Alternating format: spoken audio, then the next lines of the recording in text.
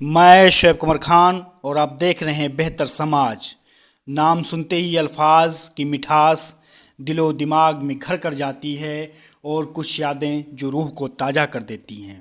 जिस शहर में आपको सुकून और अल्फाज में मिठास मिले, समझ लीजिए वो शहर लखनऊ है। आप लखनऊ के अंदर दाखिल हो चुके हैं। यहाँ गाली भी अदब से दी जाती है।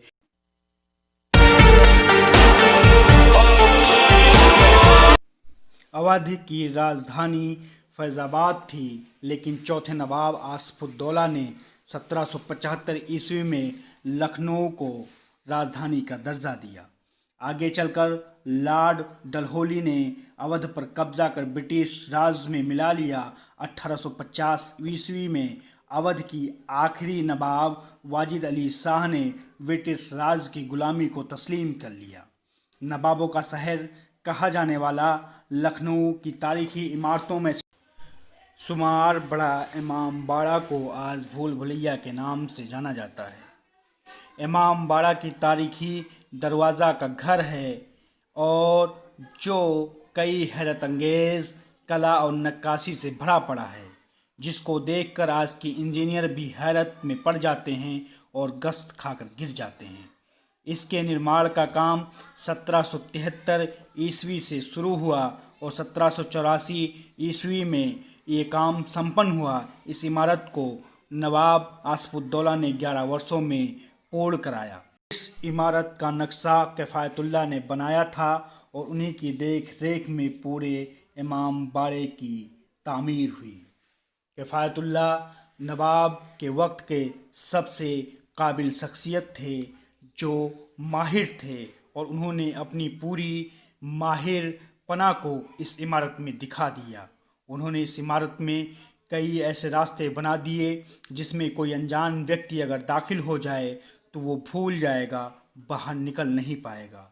और राजा और महाराजा और नवाबों के दौर में इमारत की सेफ्टी का सबसे बड़ा सवाल होता था और उस दौर के इंजीनियर किफ़ायतुल्लाह इस सेफ्टी पर खड़े साबित हुए। 1785 में रोज़गार में कमी से लखनऊ में भुखमरी की शुरुआत हुई थी। भूल भुलैया को बनाने का सिर्फ इतना मकसद था उस वक्त के नवाब आसफुद्दौला का कि लोगों को रोज़गार से जोड़ दिया जाए। भूल भुलैया को बनाने के लिए 22,000 मजदूर और 11 साल का वक्त लगा। बताने वाले बताते हैं इस इमारत को बनाने के लिए उस दौर में तकरीबन 15 लाख रुपये का खर्च आया। मगर आज के दौर में भूल भुलैया की दीवारें इतने रुपये से कलर भी नहीं की जा सकती हैं। भूल भुलैया में 1000 के करीब रास्ते हैं, जिसकी वजह से बड़ा इमाम बाड़ा भूल भुलैया के नाम से जाना जाने लगा। इसमें एक ऐसी सुरंग है जो दिल्ली, आगरा, कोलकाता, फैज़ाबाद को जोड़ती है, लेकिन अब इस सुरंग को बंद कर दिया गया है। इस सुरंग के अंदर खजाने की तलाश में अंग्रेज़ों की सेना दाखिल हुई थी, मगर बाहर ना आ सकी। बाहर से देखने पर इस इमारत की दीवारें मोटी मोटी नज़र आती हैं, मगर इन मोटी मोटी दीवारों में रास्ते बने हुए हैं, सीढ़ियाँ लगी हुई हैं, जिसमें बिना टूर गाइड के खो जाने का डर बहुत ज़्यादा होता है। मगर जब शाम को भूल भुलैया बंद करने का वक्त आता है तो एक बार भूल भुलैया को चेक किया जाता है, कहीं कोई पर्यटक गुम तो नहीं हो गया है। नवाब आसफुद्दौला के वक्त में चांदी की मिंबर थी और कुछ साल बाद भी वो मिंबर मौजूद था, मगर टूट जाने की वजह से उसका एक डुप्लीकेट मिंबर बनाकर रख दिया गया। जब आप भूल भुलैया में दाखिल होंगे तो आपके बाएं तरफ चाइना हॉल, जिसको चाइनीज़ प्लेट के नाम से भी जाना जाता है। पहले राजा महाराजाओं के दौर में चाइना प्लेट में राजा खाना खाते थे, क्योंकि इस प्लेट में जहर वाले खाने की पहचान की जा सकती थी और जिससे राजा की जान आसानी से बचाई जा सकती थी। शिल्पकार किफ़ायतुल्लाह ने उस वक्त चाइना के प्लेट की पूरी डिजाइन इस छत में कॉपी कर दी थी, इसलिए इसको चाइना हॉल कहा जाता है। जब आप अपनी दाहिनी तरफ बढ़ने की कोशिश करेंगे, आपको आधा कटा खरबूजानुमा हाल दिखेगा जिसको इंडियन हाल कहते हैं। और जब आप सामने की तरफ देखेंगे तो आपको मेन हॉल मिलेगा जिसे ट्रे भी कहा जाता है।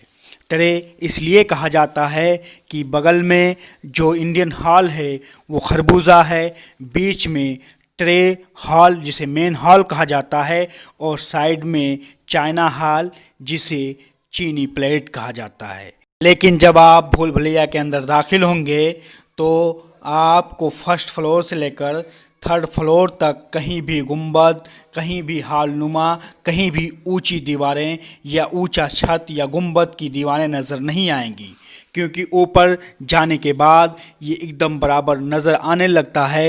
इंजीनियर किफ़ायतुल्लाह की खासियत में से एक खासियत ये भी थी, नीचे से देखने पर गुंबद नज़र आने वाला छत और जब ऊपर जाने के बाद समतल दिखने वाला छत वाकई में यहाँ आए पर्यटकों को हैरान कर देता है और उन्हें सोचने पर मजबूर कर देता है और किफ़ायतुल्लाह के जज्बे को और उनके द्वारा दिए गए नक्शे को सलाम करने पर मजबूर कर देता है। भूल भुलैया की दीवारों पर लगी तस्वीरें उस वक्त की हैं जब 1785 ईस्वी में लखनऊ में बाढ़ आई थी। मेन हाल में नवाब और उनकी बीबी का मकबरा भी है और उसी हाल में तहज़िया भी है।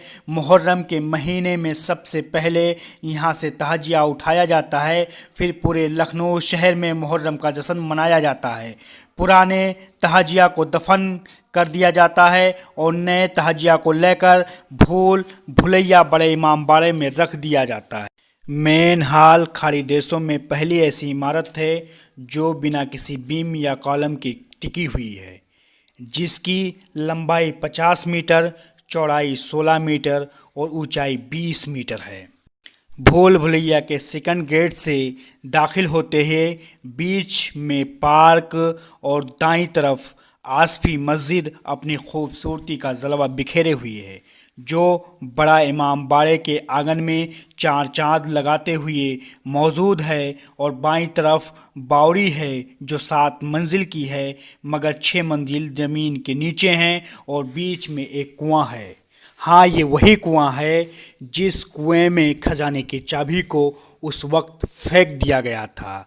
आज तक ये चाबी किसी को नहीं मिली है।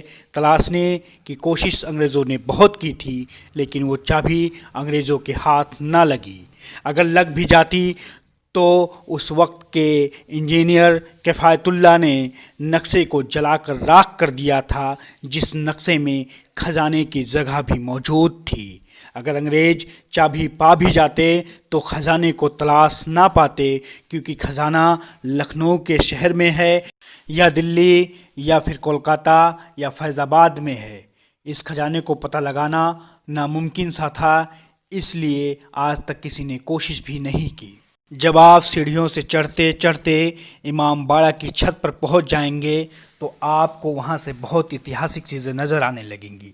लखनऊ की जामा मस्जिद, टीले वाली मस्जिद, घंटा घर, नींबू पार्क, KGMU मेडिकल कॉलेज और हज़रतगंज और वहाँ के पुराना इमामबाड़ा, छोटा इमामबाड़ा जैसी चीज़ें आपको नज़र आने लगेंगी।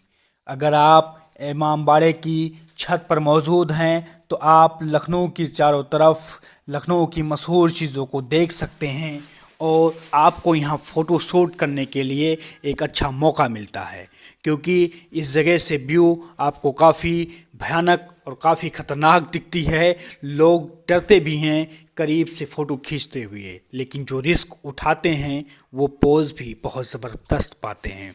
तो दोस्तों, कभी भी आप अगर भूल भुलैया जाते हैं तो ऐसा रिस्क ना उठाएं जिसमें जान और माल का खतरा हो।